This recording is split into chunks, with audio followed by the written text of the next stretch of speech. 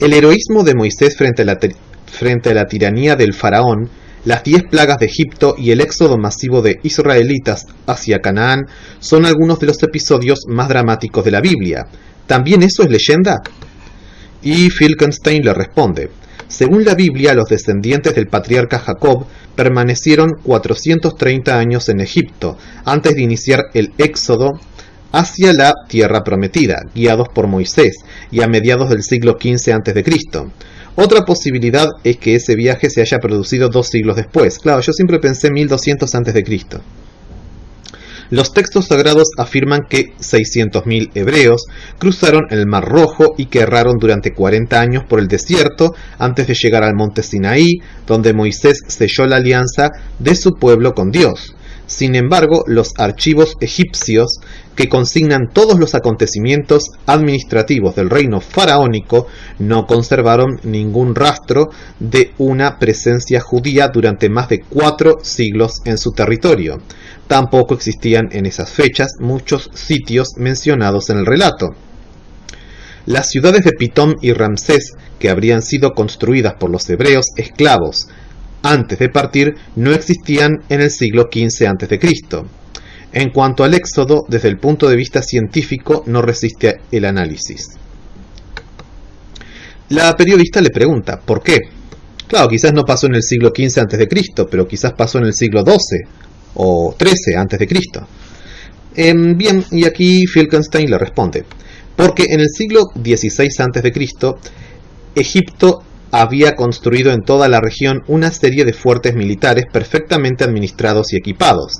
Nada, desde el litoral oriental del Nilo hasta el más alejado de los pueblos de Canaán, escapaba de su control.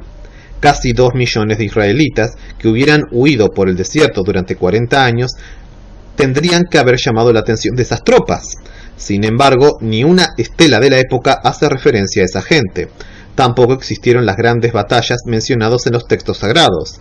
La orgullosa Jericó, cuyos muros se desplomaron con el sonar de las trompetas de los hebreos, era entonces un pobre caserío. Tampoco existían otros sitios célebres, como Beersheba o Edom. No había ningún rey en Edom para enfrentar a los israelitas.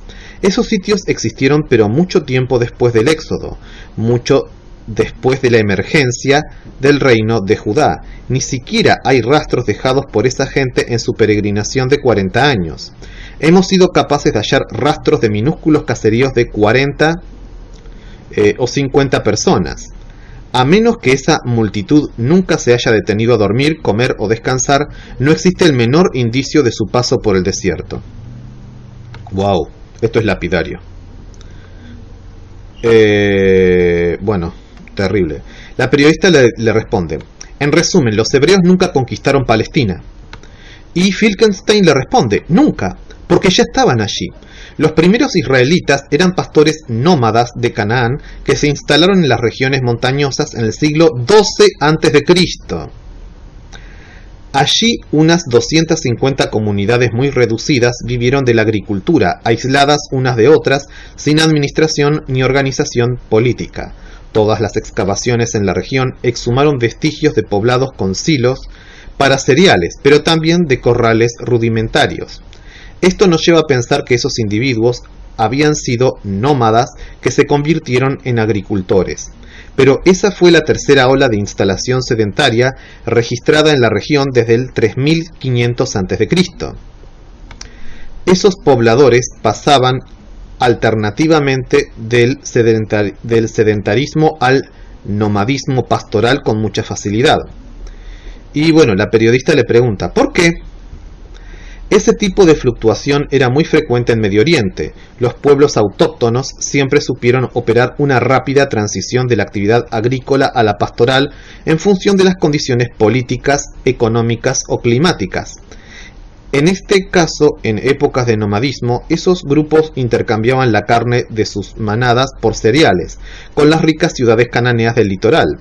Pero cuando estas eran víctimas de invasiones, crisis económicas o sequías, esos pastores se veían forzados a procurarse los granos necesarios para su subsistencia y se instalaban a cultivar en las colinas. Este proceso es el opuesto al que relata la Biblia. La emergencia de Israel fue el resultado, no la causa del derrumbe de la cultura cananea.